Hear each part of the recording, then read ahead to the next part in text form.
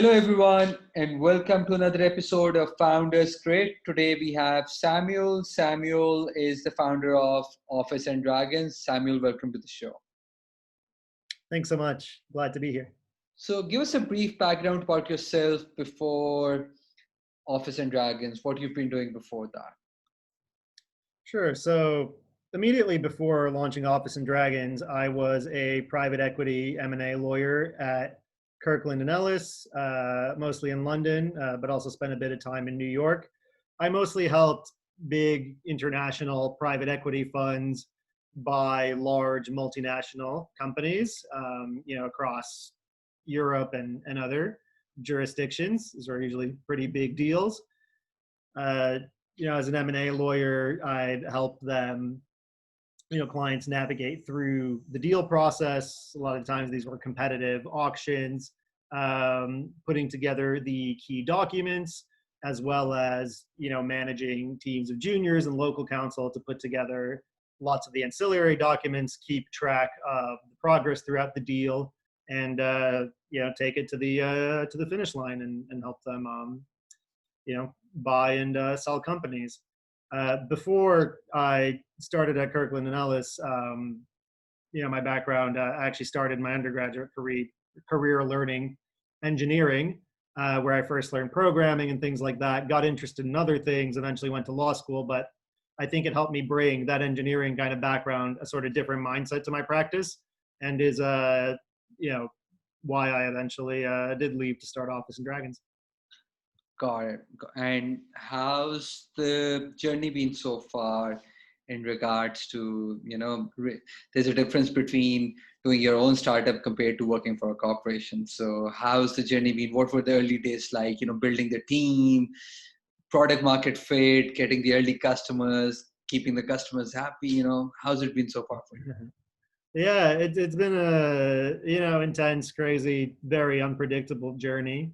What I like quite a lot about having launched a startup is that all the time I have to learn something new. It's not something that I've been, trained to do every piece of. It's more like everything that comes through the door is a new thing, and it's on me to figure out how to do that, and then build, more importantly, build a team that can do those things better than I can.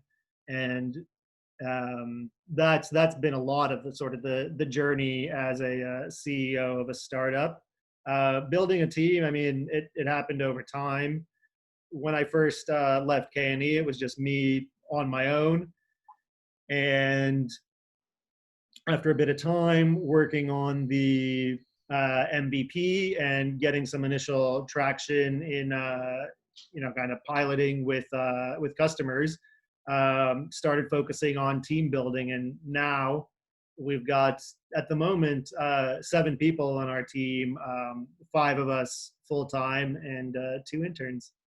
And it's been great. They're fantastic. All of them are, I think, fulfilling my ideal of being better than me at the things they're doing, and just being great all around. And Nice. so, Uh, unfortunate times because of COVID, and it has acted as a catalyst for many technology companies, while it has also affected a lot of traditional businesses. How has how has COVID been treating Office and Dragons? yeah, it's an interesting question for us because we are quite an early stage startup. So we don't have that much of a before time to compare to what's after. I think that, relatively speaking, it's treating us pretty well. We had a few folks in our pipeline early on who then just said, like, well, look, COVID, uncertain, let's talk again, in 8 months. But that was a small number of folks. And, as things have gone on, I think there's been an understanding that technology is the key to recovering, staying relative, and winning in the post-COVID world, where things are not, maybe more remote physically, but digitally a lot more connected. People are looking for those kinds of solutions. I mean, look at Zoom that we're talking on now, and I think that sentiment's been good for business. So now I would say this month is our busiest ever. We're doing better than ever across all fronts. Got it. Interesting, interesting. And how are you able to keep track? Being a founder, you have to wear multiple hats from working with the technology team towards the content team, the creative team, uh, reporting to investors if you have external investors, client relationships, and then Mhm. also keeping intact the mental health. Yeah. So, so how are you coping with it? What's your day like? Waking up like 4:30 a.m. or hitting the gym, doing 100 push-ups, or what is it like? It sounds like a pretty good lifestyle. No, not 4:30. Usually more like 6, but do try to work in the push-ups or a jog. Jogs especially nice early morning. You can be outside, not too many people, and I think getting out of the house and a breath of fresh air is always really healthy. Days are really dynamic. I spend a lot of my time these days talking to customers and prospects. Otherwise, I spend a good amount of my time talking to members of our team. Uh, at this stage, a lot of the kind of processes, someone else is running, but we'll check in, we'll collaborate, we'll work together on those kinds of things. Uh, these days are going quite late. Again, we're for a lot of good reasons, really busy, but it does mean I'm not getting as much sleep as I'd like. I do think it's really important as a founder, though, to make sure you take time offline, even if you have to stay up later, maybe another 6 days of the week. If there's one day of the week, hopefully you have that at least once every 2 weeks where you just like shut off and just like do your own thing without bothering with the emails or trying not to think about the company. As tough as that is, I think it's really important for managing that mental health. Last question. So, um, where do you see Office and Dragons 2 years from now? That's the main one. Yeah, that's a great We're question. recording it. We're recording it with timestamp. We're recording it. Yeah. Wow, gonna be looking in on this later. I think 2 years from now, we would probably be at around the stage that we're raising or have just raised our Series A. So that would probably mean a couple things. I think that means our team is quite a bigger, not huge, but I would imagine at least twice the size it is now, full of an equal caliber of fantastic people to those we have now. Hopefully still tight knit with an even stronger culture than we have today, built up over time.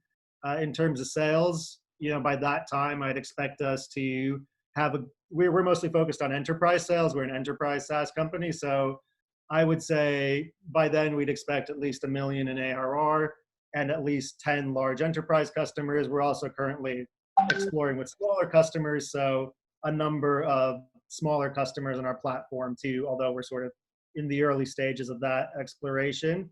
Our product, I think, is going to come quite far.